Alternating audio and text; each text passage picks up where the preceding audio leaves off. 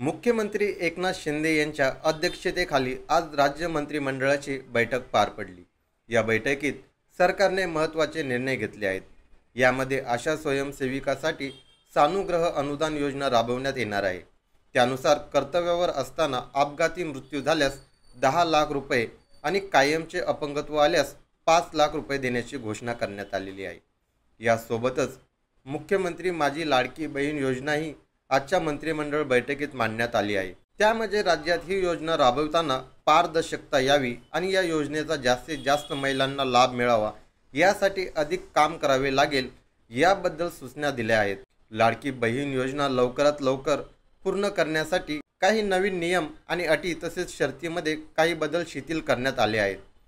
एकनाथ शिंदे सरकारची महत्त्वाकांक्षा मुख्यमंत्री माझी लाडकी बहीण योजना सध्या चर्चेत आहे। महिलांना ही योजना सहज राबवता यावी यासाठी नियमामध्ये अनेक सवलती देण्यात आल्या आहेत। मात्र अजूनही काही तांत्रिक अडचणी आहेत किंवा कागदपत्रे अपूर्ण असल्याने बदल सुचवले जात आहेत। या पार्श्वभूमीवर आज झालेल्या मंत्रिमंडळ बैठकीत या योजनेत आणखी शिथिलता देण्यात आली आहे। त्यानुसार मंत्रिमंडळ बैठकीत सुमारे 6 नवीन नियम व अटीची पूर्तता करण्यात आली आहे। शासन लवकरच निर्णय घेऊन त्याची अंमलबजावणी करणार आहे। दरम्यान आजच्या मंत्रिमंडळ बैठकीत घेण्यात आलेला महत्त्वपूर्ण निर्णय असा की नवविवाहित महिलाचा विवाह नोंदणी तात्काळ शक्य नसल्यास महिलाचा विवाह प्रमाणपत्राप्रमाणे पतीचे राशन कार्ड पुरावा म्हणून ग्राह्य धरण्यात येईल। त्यामुळे लाभार्थी महिलाच्या यादीचे वाचन दर शनिवारी ग्रामस्तरीय समितीमार्फत करण्यात येणार असून त्यात बदल करावे लागणार आहेत। विशेष बाब म्हणजे लाभार्थी महिलासाठी यादी लवकरच जाहीर करण्यात येणार असून 15 ते 19 ऑगस्ट दरम्यान महिला भगिनींना योजनेचा थेट लाभ म्हणून त्यांच्या बँक खात्यात 3000 रुपयाची 2 महिन्याची रक्कम एकदा जमा होणार आहे। योजनेसाठी नवीन नियम आणि अटी पुढील प्रमाणे असणार आहेत। या योजनेचा लाभ घेण्यासाठी पोस्ट बँक खाते स्वीकारले जाईल।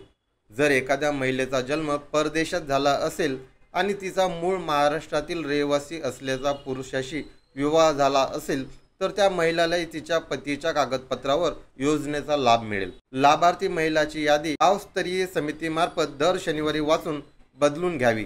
केंद्र सरकारची योजना घेणारी महिला लाभार्थी मानली जावी, मात्र त्याला ऑनलाईन अर्ज भरावा लागणार आहे। नवविवाहित महिलाची विवाह नोंदणी ताबडतोब शक्य नसल्यास महिलाच्या विवाह प्रमाणपत्राप्रमाणे पतीचे राशन कार्ड म्हणून पुरावा स्वीकारण्यात यावे आणि OTPचा कालावधी हा 10 मिनिटांचा असावा। अशा प्रकारे नियमामध्ये बदल करण्यात आलेले आहेत।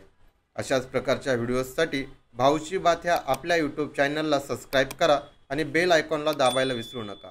जय हिंद, जय महाराष्ट्र।